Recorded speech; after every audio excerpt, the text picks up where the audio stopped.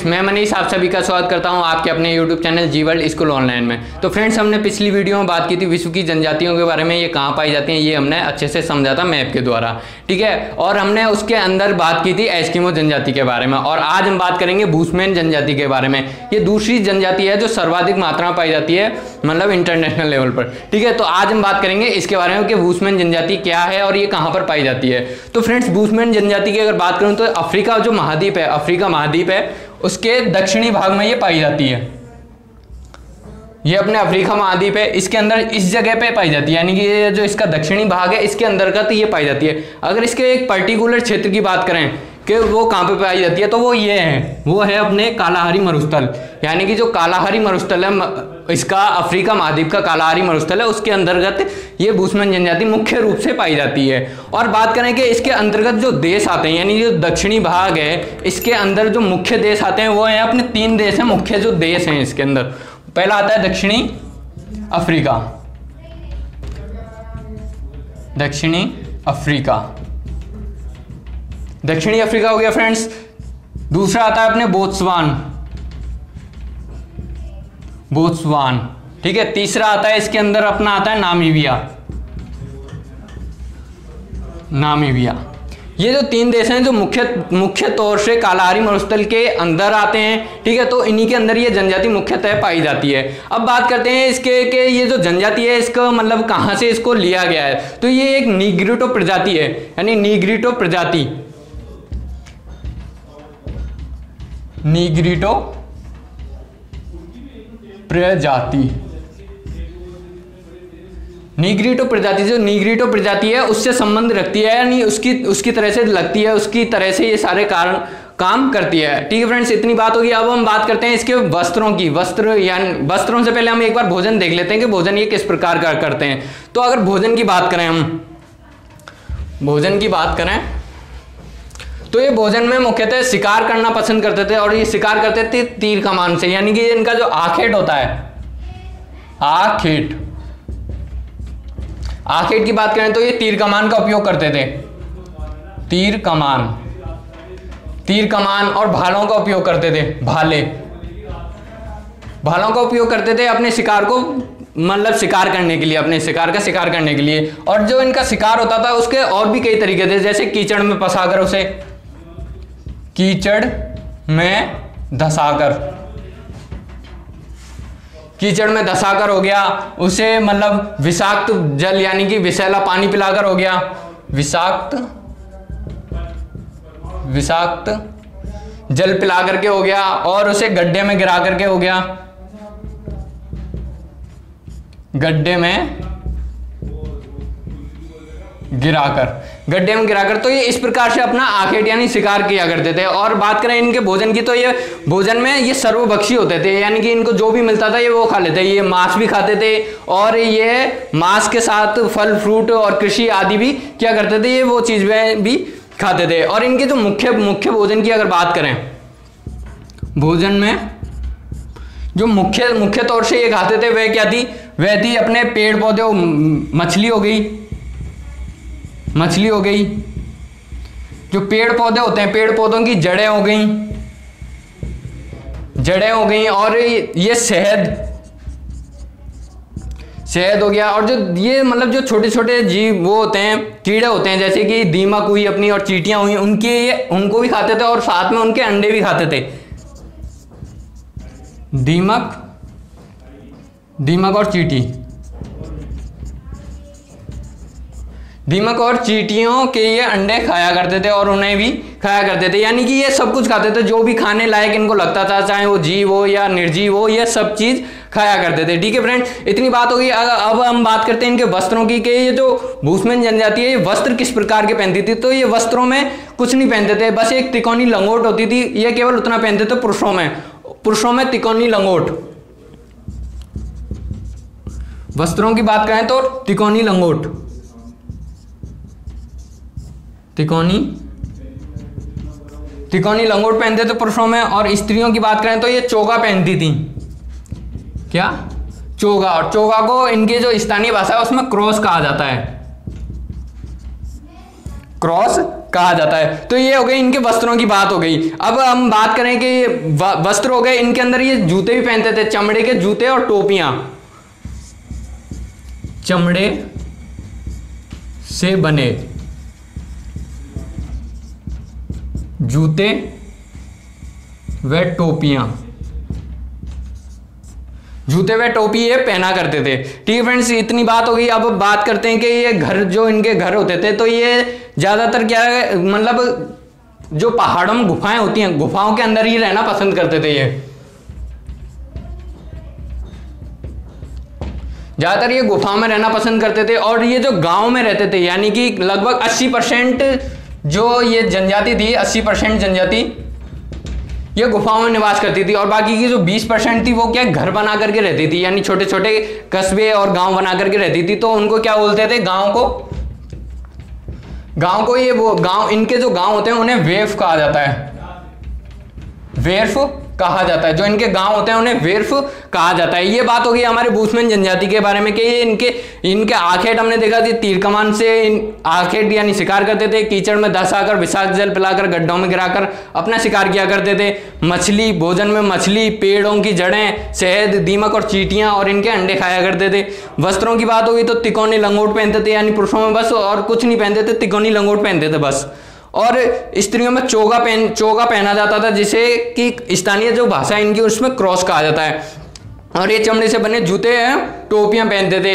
ये गुफाओं में रहा करते थे, गुफाओं में रहते हैं, अब भी गुफाओं में रहते हैं। जो ज्यादातर हैं, अब लगभग 20% हैं जो कि गांव में रहते हैं, जो उन्हें वेर्फ कहा जाता है, जो गांव के निवासी होते हैं, उनके गाँव को। ठीक है, अब बात करें इनके मतलब आभूषणों की और अस्त्र शस्त्रों की, तो ये शुतुरमुर्ग का जो अंडा होता है, शुतुरमुर्ग का अंडा होता है, उसको पानी रखने के लिए इस्तेमाल करते थे, यानी शुतुरमुर्ग के अंडे का पानी रखने के लिए इस्तेमाल।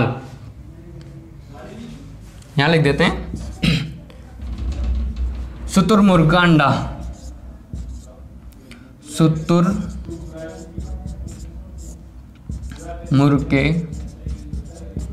अंडे को पानी रखने के लिए इस्तेमाल करते थे। और साथ ही में शुतुरमुर्ग और जो जिराफ होता है,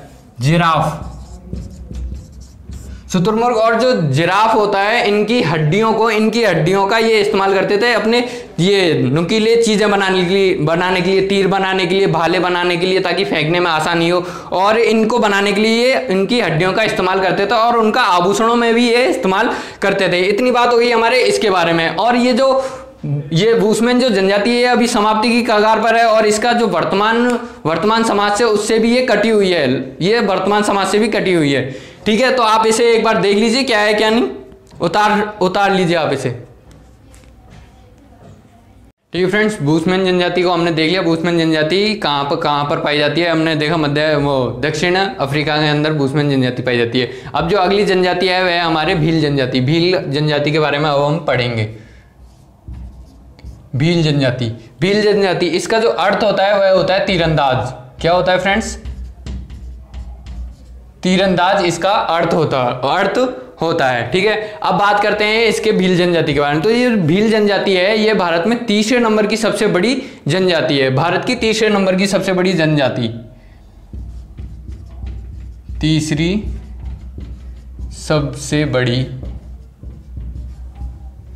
जनजाति, तीसरी सबसे बड़ी जनजाति है ये भारत के अंदर। ठीक है, अब इसके अगर क्षेत्र की बात करें कि ये कहां पर पाई जाती है भारत के अंदर, तो भारत के अंदर 4 राज्य ऐसे हैं जहां पर ये मुख्यतः पाई जाती है। वह कौन कौन से हैं? पहला है अपने राजस्थान, पहला हो गया राजस्थान, दूसरा गुजरात,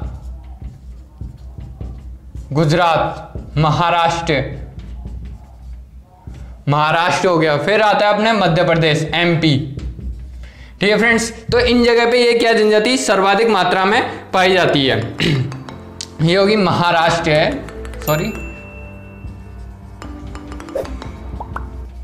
महाराष्ट्र। ठीक है फ्रेंड्स, इनके अंदर ये पाई जाती है, जिसमें भी ये जो राजस्थान है, अपने राजस्थान है, इसके अंदर ये सर्वाधिक मात्रा में पाई जाती है। अगर ऐसा कहें कि भीलों का जो केंद्र है, मुख्य केंद्र है, वो क्या है, वो है अपने राजस्थान के अंतर्गत ये सर्वाधिक मात्रा में पाई जाती है, जो जंगलों में रहती है और आदिवासी यानी आदिम ढंग से निवास करती है। ये जनजाति का अभी इतना अभी विकास होना शुरू हुआ है, यानी ये अपने आप को अब डेवलप कर रही है। ठीक है, अब बात करते हैं इसमें जो जनजातियां होती हैं, इसके जो प्रकार हैं, यानी कि जो पहाड़ों में रहते हैं, पहाड़ों में जो रहते हैं उन्हें पाल भी कहा जाता है।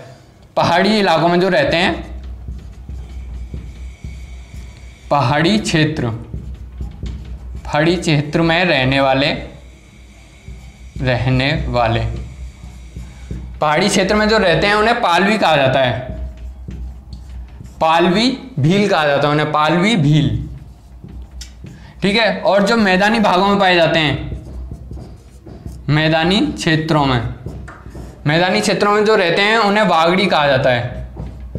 क्या कहा जाता है फ्रेंड्स? उन्हें बागड़ी कहा जाता है। ये बात हो गई इसके बारे में। अगर हम इसकी उत्पत्ति को जाने के, इनकी उत्पत्ति कहाँ से हुई, तो इनकी उत्पत्ति के अलग अलग मत हैं, लेकिन जो एक है जो पुराणों से हमें मिलता है, यानी जो इनके बारे में जो पुराण क्या कहते हैं भीलों के बारे में, तो पुराणों में ये कहा गया है कि जो महादेव हैं, इनके पुत्र निषाद से इनकी उत्पत्ति हुई है। महादेव के पुत्र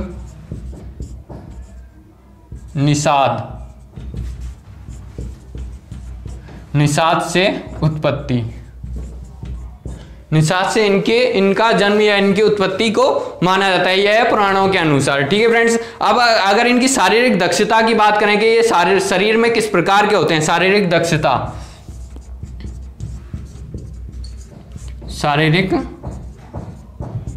तो शारीरिक दक्षता में ये होते हैं, मतलब ये इनका जो रंग होता है वो काला होता है, गहरा काला होता है, रंग गहरा काला होता है। ठीक है, नाटे होते हैं, नाक चौड़ी होती है, नाक चौड़ी होती है, आंखें लाल, और जो इनका मुंह होता है, मुंह बाहर की तरफ निकला हुआ होता है, बाहर की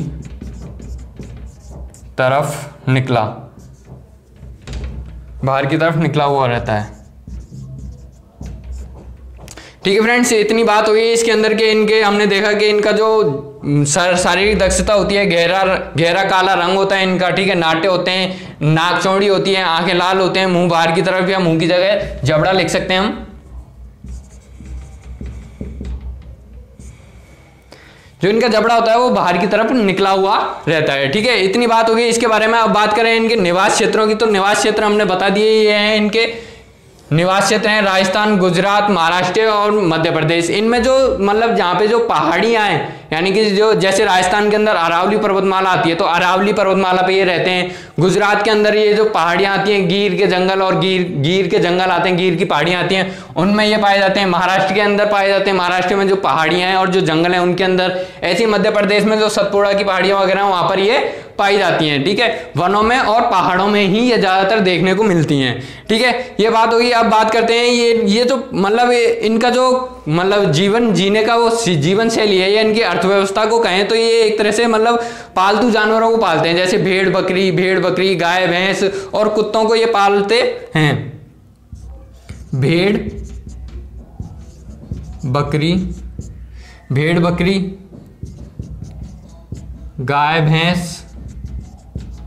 गाय भैंस और कुत्ते।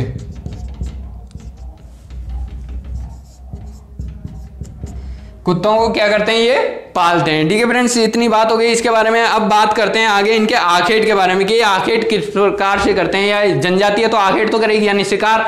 तो ये जो शिकार है, अब ये शिकार क्या है, ये भी तीर कमान, जैसे भूस्मन जनजाति करती थी तीर कमान और भालों से, तो ये भी उन्हीं से शिकार करते हैं। लेकिन इनके एक अलग चीज है, जैसे कि वहां वो पाई जाती थी अफ्रीका के अंदर, तो अफ्रीका के अंदर शिकार पर प्रतिबंध नहीं है, लेकिन ये भारत के अंदर पाई जाती है, तो भारत में क्या शिकार पर बैन लगा हुआ है। तो 80% से ज्यादा जो भील जनजाति है वह क्या करती है, कृषि करती है यहाँ पर। यानी कि अब ये क्या करते हैं, कृषि करते हैं, बस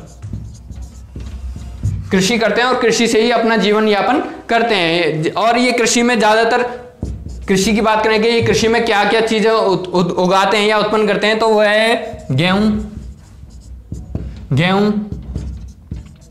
चना हो गया, गेहूं, चना, उड़द आती है अपने, उड़द जो दाल होती हैं वो, और हरी सब्जियां,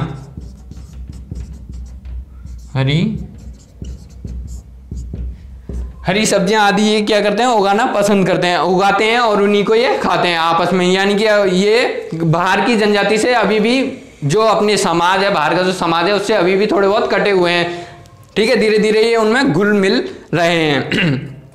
अगर इनके बात करें कि ये जो पशु होते थे उनका शिकार करते हैं, जो शिकारी होते हैं ये मांस अगर खाते हैं तो उनका या तो शिकार करते हैं, चोरी छुपे शिकार करते हैं, या जो ये बलि चढ़ाते हैं, यानी इनके जो देवी देवता होते हैं वहाँ पर जो बलि चढ़ाते हैं उन्हीं को ये बाद में काट कर खाते हैं, वो भी आपस में मिलजुल कर। यानी कि कोई एक नहीं, जैसे अगर किसी एक के घर में बलि वगैरह दी जाती है तो उसके जितने भी रिश्तेदार होते हैं उन सबको ये चीज़ दी जाती है प्रसाद के रूप में, ये इनका मानना है। और ये अंधविश्वासी भी होते हैं, अंधविश्वासी होते हैं, भूत प्रेतों में यकीन करते हैं। ये जो भील होते हैं ये भी भूत प्रेतों में यकीन करते हैं, भूसमैन जनजाति भूत प्रेतों में यकीन करती है, ठीक है।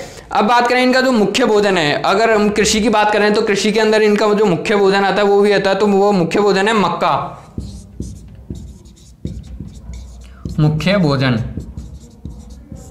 तो मुख्य भोजन आता है मक्का खाना ये सब सर्वाधिक मात्रा में पसंद करते हैं, मक्का, ठीक है फ्रेंड्स। इतनी बात हो गई। अब बात करें इनके वस्त्रों की कि ये वस्त्र किस प्रकार के पहनते हैं, तो आज़ादी से पहले, यानी कि जब अपना देश आज़ाद नहीं हुआ था उससे पहले तो ये बस ज़्यादा कपड़े नहीं पहनते थे, एक निक्कर पहनते थे, वो भी छाल का बना हुआ, छाल का निक्कर,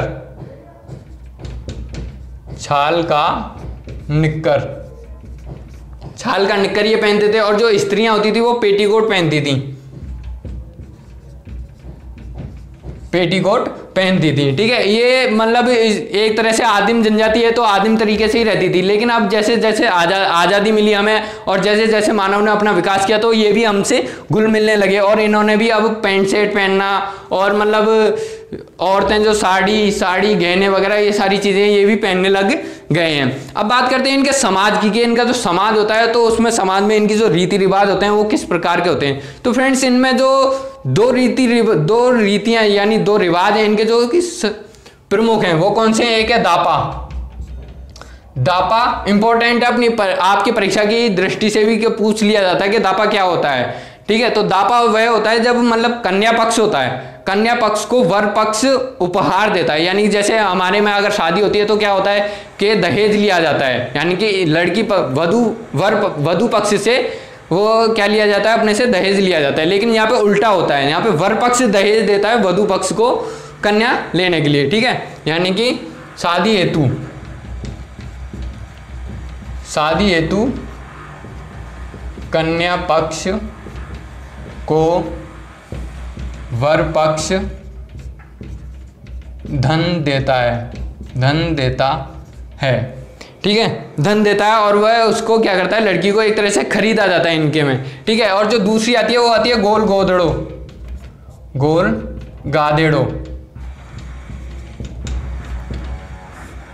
गोल गादेड़ो भी इनकी एक ऐसी रीति रिवाज है। लेकिन गोल गादेड़ो में क्या होता है कि जो मतलब जो युवा होता है वो अपनी सूरवीरता और साहस के दम पर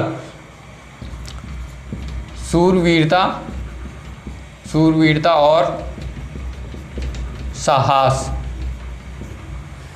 के दम पर क्या करता है, वह जिससे वो शादी करना चाहता है उस मतलब स्त्री को या फिर उस लड़की को अपने मतलब उससे शादी कर सकता है वो, ठीक है, उससे शादी कर सकता है, सूरवीरता और साहस के दम पर शादी करने का अधिकार रखता है, ठीक है। ये इतनी बात होगी इसके बारे में। अगर इनके जो बात करें आगे की तो इनके जो रीति रिवाज होते हैं यानी त्योहारों की बात करें तो इनका एक ही त्योहार है बेणेश्वर त्योहार भी बोला जाता है उसे,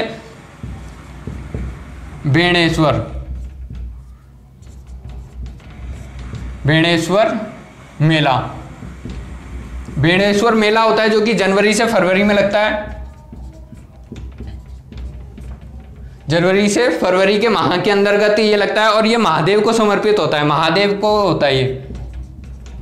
महादेव महादेव के लिए ये मेला होता है। जब ये मेला लगता है तो इसमें ये क्या करते हैं कि आग जलाते हैं, एक बड़ी सी जगह पे आग जलाते हैं और उसके चारों तरफ घूमते हैं। चारों तरफ घूमकर ये क्या करते हैं, नृत्य करते हैं आग के चारों तरफ घूमकर।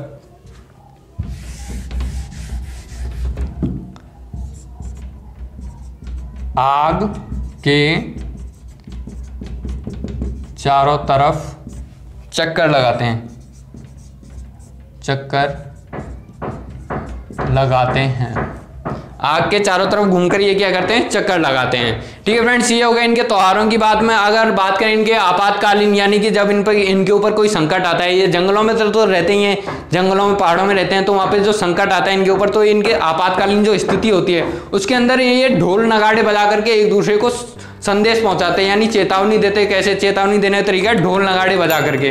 ठीक है, ढोल नगाड़े बजाते हैं चेतावनी देने के लिए। और जो इनका रणघोष होता है, रणघोष ये इंपॉर्टेंट है, रणघोष। रणघोष की अगर हम बात करें, अगर एग्जाम में पूछ लिया जाता है कि भीलों का रणघोष क्या है, तो भीलों का रणघोष क्या है, फायरे फायरे फायरे। ये फायरे फायरे चिल्लाते हैं जोर से, फायरे फायरे, यानी कि इनके ऊपर कोई भी आपत्ति आती है तो ये फायरे फायरे, या फिर इनको किसी युद्ध वगैरह में जाते हैं तो ये फायरे फायरे चिल्लाते हैं। ये इनका रणघोष है। ठीक फ्रेंड्स, इतनी बात होगी हमारे भीलों के बारे में। तो यही मतलब ये सारी चीजें हमने भीलों में देखी। भीलों में हमने सबसे पहले देखा भीलों का अर्थ क्या होता है, तीरंदाज होता है भीलों का अर्थ, यानी कि ये तीर चलाने में माहिर होते हैं। ठीक है, ये तीसरे नंबर की सबसे बड़ी जनजाति है जो भारत में पाई जाती है। ठीक है, ये राजस्थान, गुजरात, महाराष्ट्र और एमपी में पाए जाते हैं, मध्य प्रदेश में। पहाड़ी क्षेत्रों में रहने वालों को पाल भी कहा जाता है और मैदानी भागों में भागड़ी। इनको आप इंपॉर्टेंट लगा लीजिए, ये पहाड़ी क्षेत्रों में पालवी और मैदानी भागों में वागड़ी कहा जाता है। ठीक है, ये इंपॉर्टेंट है। महादेव के पुत्र निषाद से इनकी उत्पत्ति मानी जाती है।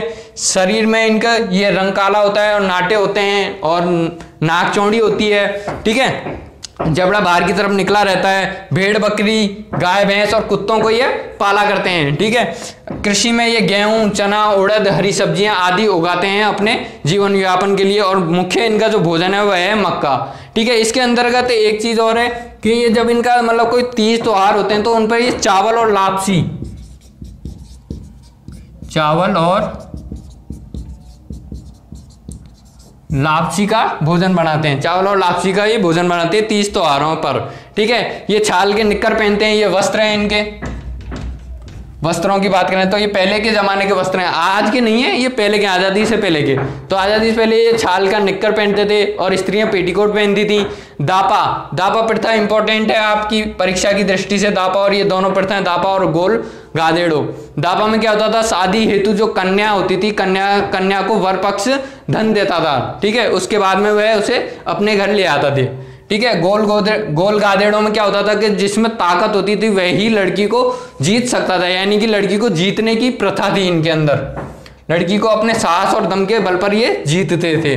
ठीक है, बणेश्वर मेला जो कि इनके जनवरी से फरवरी में लगता है, महादेव को समर्पित होता है ये, और ये आग के चारों तरफ चक्कर लगाते हैं इसके अंदर। ठीक है, और इनका जो रणघोष है वो है फायरे फायरे, और ये अंधविश्वासी भी होते हैं, यानी भूत प्रेतों में विश्वास करते हैं ये। ठीक है फ्रेंड्स, इतनी बात हमने इसके अंतर्गत कर ली है, आप इसे उतार लीजिए एक बार।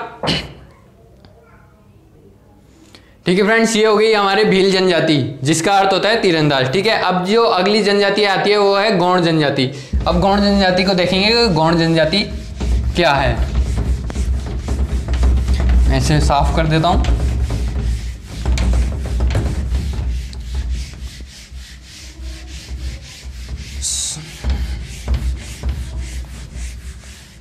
तो फ्रेंड्स, ये जो गौड़ जनजाति है ये क्या है, जो समस्त विश्व है इसमें सर्वाधिक मात्रा में पाई जाने वाली जनजाति है ये, यानी सबसे बड़ी जनजाति है ये जो विश्व में पाई जाती है, और ये भारतीय उपमहाद्वीप में पाई जाती है बस।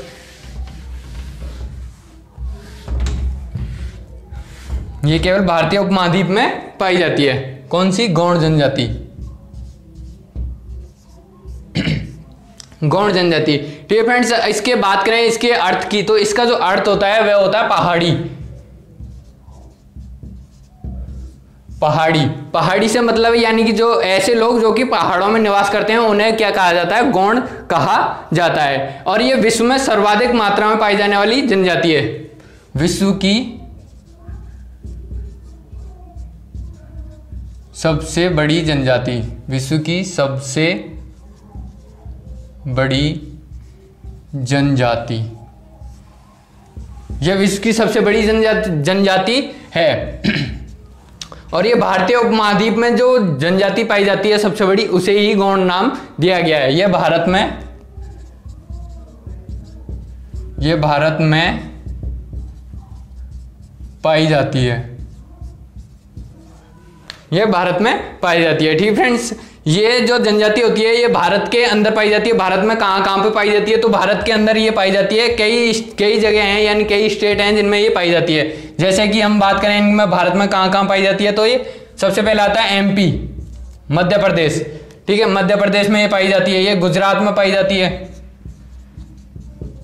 मध्य प्रदेश हुआ, गुजरात हुआ, महाराष्ट्र हुआ, महाराष्ट्र हो गया, गुजरात, महाराष्ट्र, और अपने छत्तीसगढ़ हो गया, छत्तीसगढ़, झारखंड हो गया, छत्तीसगढ़, झारखंड, उड़ीसा हुआ, उड़ीसा, आसाम। इन स्टेटों में क्या है, ये सर्वाधिक मात्रा में पाई जाती है। इसलिए ये देख लो कितनी स्टेट है इनके अंदर ये पाई जाती है। ठीक है फ्रेंड्स, इतनी बात हो गई। अब इसके बात करें कि ये लोग जो होते हैं ये मतलब आत्मनिर्भर होते हैं। ठीक है, यानी कि ये किसी के ऊपर डिपेंड नहीं है, ये अपने आप ही करते हैं। यानी कि अगर इनको ये जो आज की सरकार है, जो सरकार मतलब जनजातियों की, अल्पसंख्यकों की मदद करती है, ये उस मदद को लेना पसंद नहीं करते हैं। ये स्वयं से सारी चीजें करते हैं। जैसे कृषि भी ये स्वयं ही करते हैं, क्योंकि इनके जो आखेट है, आखेट पे तो भारत सरकार ने रोक लगा रखी है। भारत के अंदर आखेट या शिकार करने पे रोक है, तो ये शिकार तो अब करते नहीं है। अब ये क्या करते हैं, अब ये कृषि करते हैं, यानी कृषि करते हैं, और कृषि के द्वारा ही है मतलब अपने आप ही करते रहते हैं। ठीक है, आत्मनिर्भर हैं ये अपने उसमें। और मुख्य जो व्यवसाय है इनका, अगर व्यवसाय की बात करें, मुख्य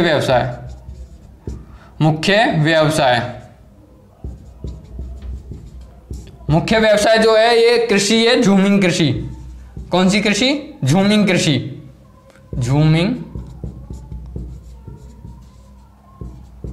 झूमिंग कृषि करते हैं ये। ठीक है, ये झूमिंग कृषि करते हैं। और जो कुछ होते हैं जो मतलब सारी झूमिंग कृषि नहीं, कुछ इनमें पशुपालन भी करते हैं। पशुपालन हुआ, मछली पालन हुआ, वनों की देखभाल करना हुआ, यानी वन रक्षक की तरह से भी ये कार्य करते हैं। ठीक है, अब इनके आखेट तो ये वही तीर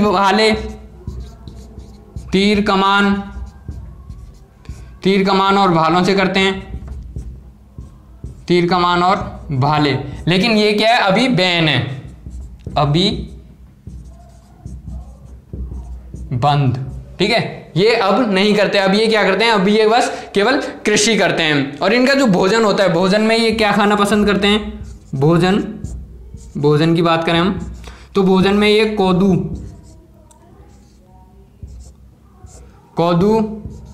कुटकी, जो इनके मुख्य भोजन होते हैं, मुख्य खाद्य सामग्री हैं, ये जो इन्हीं के इलाके हैं, यानी कि इन्होंने अपनी जो खाद्य सामग्री है उनको ये नाम दिए हुए हैं कोदू और कुटकी, जो कि मुख्य रूप से पाई जाती हैं। और ये हरी सब्जियां ज़्यादा से ज़्यादा खाते हैं। हरी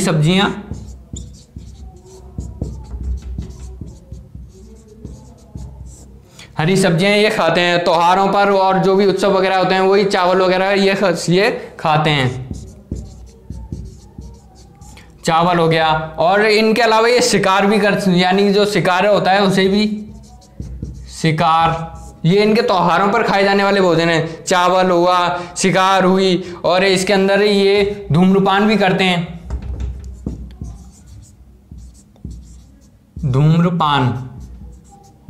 धूम्रपान हुआ, ये शराब का सेवन भी करते हैं, ये शराब भी पीते हैं। वो शराब काय की होती है, माऊ की, महुआ की ये शराब पीते हैं। ठीक है फ्रेंड्स, इतनी बात हो गई इसके बारे में। अब इनके मतलब समाज की बात करें कि इनका जो समाज है उसमें किस प्रकार की रीति रिवाज चलते हैं। तो इनका जो समाज है, सामाजिक जीवन है,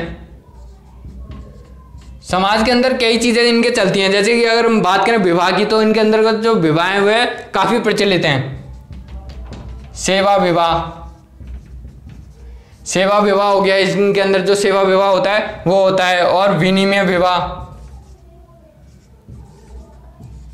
विनिमय विवाह हुआ, विनिमय विवाह हो गया। अब विधवा विवाह, विधवा विवाह, विधवा विवाह, हरण विवाह, यानी कि अगर ये मतलब भाग करके भी शादी करना इनके रीति रिवाजों में आता है, हरण विवाह। ठीक है, ये हो गए इनके सामाजिक जीवन की बात होगी। अब इनके बात करें कि इनके जो गांव में होते हैं, यानी कि इनके गांव को क्या कहते हैं। ठीक है, तो इनके जो गांव होता है उसे पटेल कहते हैं। गांव को नहीं, गांव का जो मुखिया होता है, गांव का जो मुखिया होता है उसे पटेल कहते हैं, पटेल। पटेल कहा जाता है किसको, मुखिया को, गांव के मुखिया को पटेल कहा जाता है। और अगर पुजारी की बात करें, पुजारी जो होते हैं इनके जो देवी देवताओं की पूजा करते हैं उनको पुजारियों को क्या बोलते हैं, ये देवारी बोलते हैं, देवारी। देवारी कहा जाता है किन्हें, पुजारी को, पुजारी को ये लोग देवारी कहते हैं। और जो चौकीदार होता है, ये इनके जो इन्होंने खुद ने जो नाम दिए हैं ना, यानी कि हमारे यहाँ पे क्या होता है, हमारे समाज में जो मुखिया होता है उसे मुखिया बोलते हैं, जो गांव का मुखिया होता है उसे सरपंच बोलते हैं। तो इनके क्या बोलते हैं, उसे पटेल बोलते हैं। ठीक है, जो पुजारी होता है हमारे पुजारी बोलते हैं, लेकिन इनके क्या बोलते हैं, इनके देवारी बोलते हैं। जो चौकीदार होता है हमारे चौकीदार बोलते हैं उसे। ठीक है, इनके क्या बोला जाता है, इनके बोला जाता है कोतवार, कोतवार। किसको, चौकीदार को, चौकीदार को कोतवार कहा जाता है। और ये भी वही अंधविश्वासी होते हैं ये भी, और भूत प्रेतों में ये विश्वास करते हैं। ठीक है फ्रेंड्स, इतनी बात हो गई। और ये बात अब हमने जो जनजाति, हमारा दूसरा चैप्टर था वो भी आज हमने अपना कंप्लीट पढ़ लिया। आज हमने गौड़ जनजाति के बारे में देखा। विश्व की सबसे बड़ी जनजाति है ये भारत में पाई जाती है। मध्य प्रदेश, गुजरात, महाराष्ट्र, छत्तीसगढ़, झारखंड, उड़ीसा, असम आदि में भी ये पाई जाती है। मुख्य भोजन, मुख्य व्यवसाय इनका जूमिंग कृषि होती है। पशुपालन और मछली पालन भी इनका काम होता है। ठीक है, तीर कमान और भालों से ये शिकार करते हैं, अब शिकार बंद है, अब कृषि करते हैं। और ये इनके सामाजिक जीवन की बात हुई कि सेवा विवाह, विनिमय विवाह, विधवा विवाह और हरण विवाह इनके समाज में प्रचलित है। ठीक है फ्रेंड्स, ये इतनी बात हो गई। अगर आपको ये वीडियो पसंद आया तो आप इसे लाइक करें और अपने दोस्तों के साथ शेयर करना ना भूलें। ठीक है, धन्यवाद।